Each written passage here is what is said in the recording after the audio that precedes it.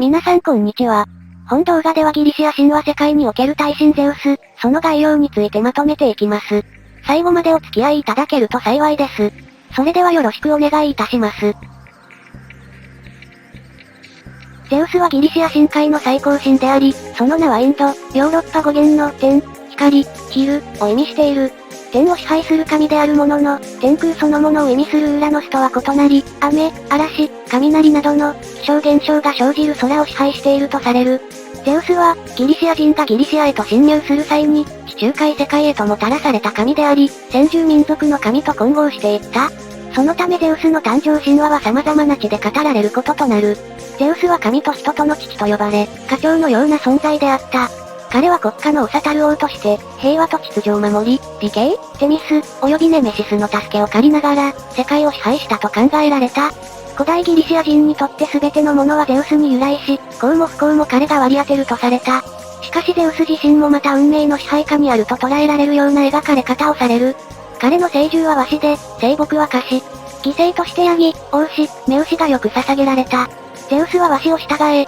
手に王爵、雷帝、時にニーケイ、勝利、の女神を持った姿でしばしば表現される。オリンピアのゼウスはオリー、ドードーナのゼウスはカシの葉の冠をいただいていることがある。オリンポスにおけるゼウス。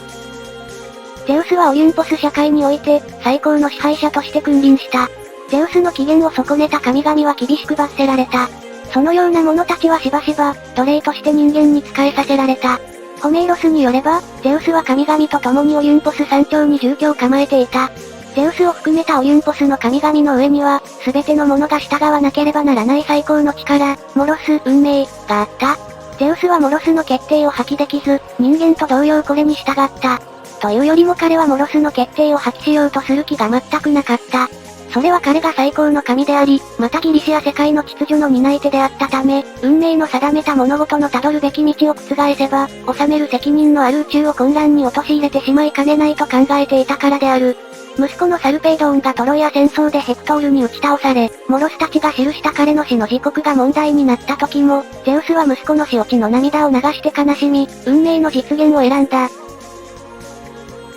ゼウスの能力。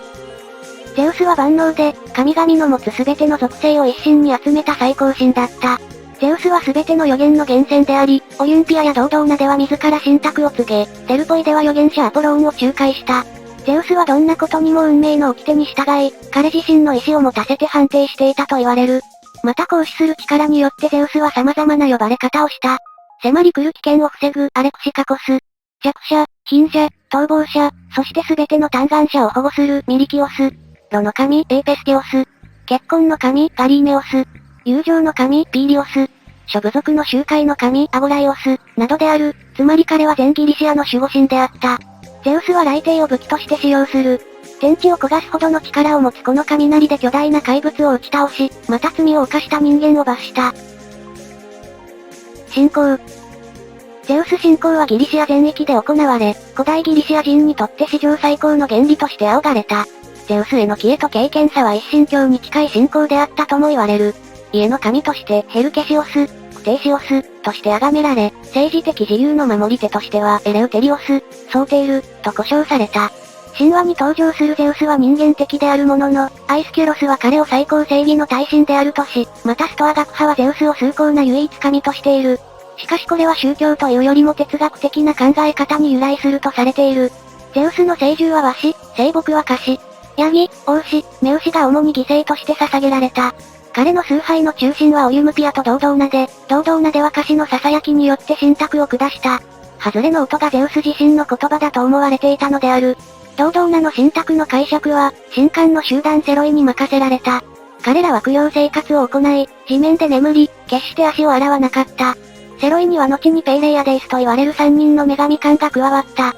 彼女たちは特に女神ディオーネイに仕えるもので、ドードーナにおいてディオーネイはヘイラーの役、ゼウスの妻、を継ぎ、ゼウスのそばで崇められた。またアルゴリスのアペサス山、パルナッソス山、アッキカのヒュメット山、ボイオーティアのヘリコーン山、テッサリアのペイリオン山、トラーキアのパンガイオン山、クレータのイーデイ山などのような高所にゼウスはよく祀られている。丘の頂上にワシの彫刻のある2本の柱がある。アルカディアのユカイオン山の神殿を忘れてはならない。かつてはここで人間が犠牲に供されたと言われる。ゼウス信仰の中心として名高いオリンピア神殿には、ペイディアースの彫った有名なゼウス像があった。4年に一度オリンピアで開催される古代オリンピックは、ゼウスを称える全ギリシア的な大祭だった。ギリシア人は全員戦争をやめ、古代オリンピックに参加するためオリンピアに向かった。この道中はゼウスによって守護されると考えられた。不正を決して行わないという宣誓をゼウス、ホルキオス、機械のゼウスに捧げ、各種目に分かれて競い合い、優勝者は神から寵愛されている者、神々の血を引く者とされ、祖国で大いに称賛された。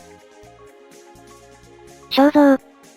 ペイディアースの彫ったゼウス像は有名で、およそ高さ10ヤード、幅7ヤードの、華やかに飾られた台座の上に立っていた。像自体は高さ13ヤード以上あり、神は青銅、金、象牙、黒炭でできた玉座に座り、右手には冠をいただいた勝利の女神を抱え、左手は和紙の止まった王爵に置いていた。また花を散りばめた金のマントを、額にはオリーブの冠をつけ、長い顎ひげのある顔は、落ち着いた威厳がある。ペイディアース作のゼウス像は、理想像として後世の芸術家たちに強い影響を与えた。ゼウスは一般的に完全に成熟したがっしりした体つきで、厳かな顔つきと凹んだ目の上に広い額のある男性として表現された。特に顔は濃い波打つ髪と細かく巻いた髭で囲まれている。原始的な像以外、裸体であることはほとんどなく、彼は通常胸を開け、右の腕を出し、長いマントをつけている。彼の持ち物は左手の王爵、右手の雷、そして足元の和紙である。しばしば額に樫の葉の冠をつけている。